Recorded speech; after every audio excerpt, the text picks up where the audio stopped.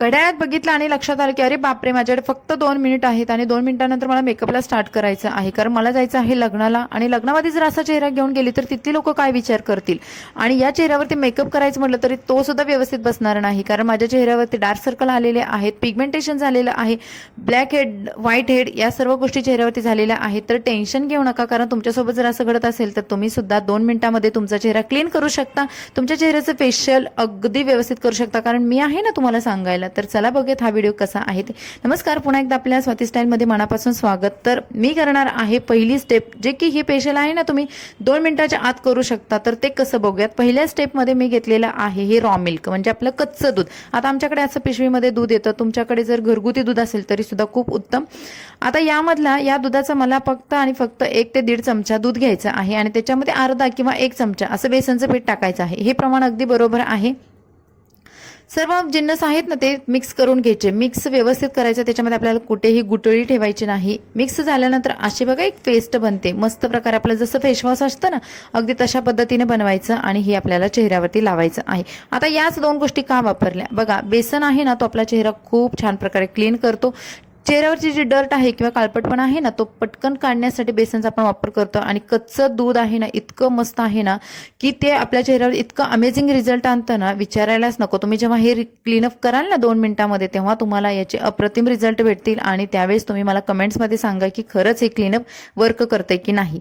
हातावरती घेतलं, मस्त चेहऱ्याला लावलं, कारण आपल्याला टाइम खूप कमी आहे आपल्याकडे आणि आपल्याला तेवढं प्रोसेससाठी की घ्यायचं परत काढायचं यासाठी आपल्याला टाइम नाहीये. तर आपण हातावरती दोन्ही घ्यायचं, मस्त हातावरती चोळायचं, जसं फेसवॉश करतो ना अगदी तशा पद्धतीने करायचं.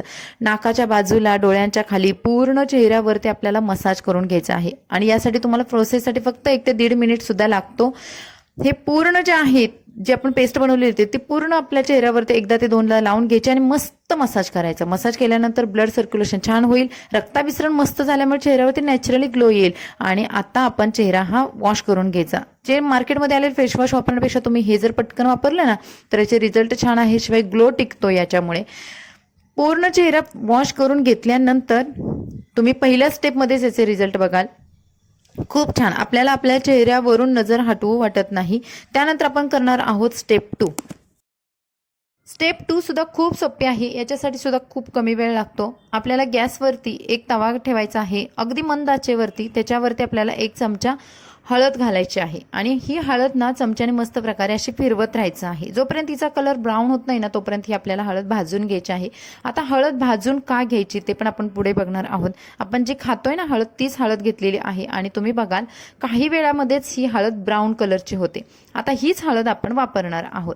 तर आता इथे बघा मी बाउल घेतला आणि या बाउलमध्ये जे आपण मगाशी गरम केलेली हळद होती ना ती पूर्ण थंड करून घ्यायची आणि या बाउलमध्ये टाकायची. पूर्ण जेवढे चमचा 1 चमचा घेतले होते तेवढी पूर्ण याच्यामध्ये टाकून घ्यायची. त्याच्यानंतर मी वापरणार आहे कॉफी. आता कॉफी याच्यात तुम्ही नेसकेफची घ्या, ब्रूची घ्या, कोणत्याही कंपनीची घ्या. तर कॉफी अर्धा चमचाच त्याच्यामध्ये टाकायचे आहे. त्यानंतर त्याच्यामध्ये 1 चमचा दही आणि 1 चमचा किंवा अर्धा चमचा तुम्ही बेसन टाकू शकता. आता तुमची जर त्वचा खूप ड्राय असेल तर तुम्ही बेसनचं प्रमाण कमी करा, कारण बेसन आणखी ड्रायनेस येतो. आणि त्याच्यानंतर आपल्याला शेवटचा इन्ग्रेडियंट्स टाकायचं आहे मध. आणि या सर्व गोष्टी आहेत किंवा हे सर्व जिन्नस आहे ते मस्त प्रकारे मिक्स करायचं आणि मग चेहऱ्याला लावायचं आहे. आता मिक्स करताना याच्यामध्ये कुठेही गुठळी राहणार नाही याची काळजी घ्यायची. बघा हे इझिली मिक्स होतंय, ना घट्ट ना पातळ, मस्त प्रकारे अशी पेस्ट बनलेली आहे. तुम्ही हेच प्रमाण जर वापरलं ना तर तुमची सुद्धा पेस्ट अशीच बनणार.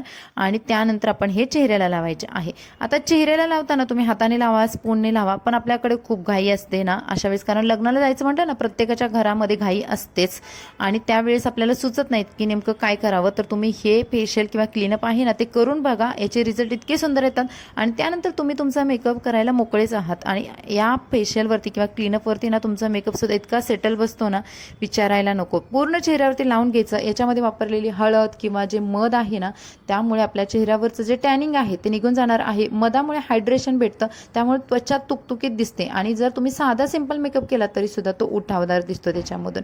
आता हळद का भाजलेली आहे, तर हळद भाजण्याचं कारण म्हणजे जेव्हा आपण हळद वापरतो ना एखाद्या गोष्टीमध्ये तर तो पिवळसरपणा चेहऱ्यावरती तसाच राहतो. तर ते राहू नये म्हणून आपण हळद भाजून घेतली. आणि शिवाय हळद भाजल्यानंतर दुपटीने काम करते म्हणून हळद हळद भाजलेली आहे आणि बेसन दही याचे तर उपयोग तुम्हाला माहितीच आहे. दह्याने आपल्या चेहऱ्याला मस्त तुकतुकीतपणा ग्लो येणार आहे आणि टॅन सुद्धा रिमूव्ह होणार आहे.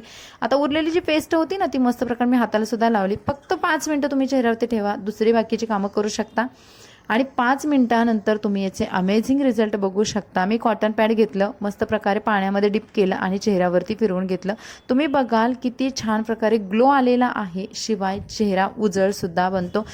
हे अगदी तुम्हाला मी लाईव्ह दाखवलेलं आहे. आता अंगावरती खूप सारं पाणी पडत होतं हे पुसताना, त्यामुळे मी चेहरा वॉश करून आलेली आहे आणि चेहरा पुसण्या अगोदरच तुम्ही रिझल्ट बघाल. कमालीचा उजळपणा आणि ग्लो चेहऱ्यावरती येतोय.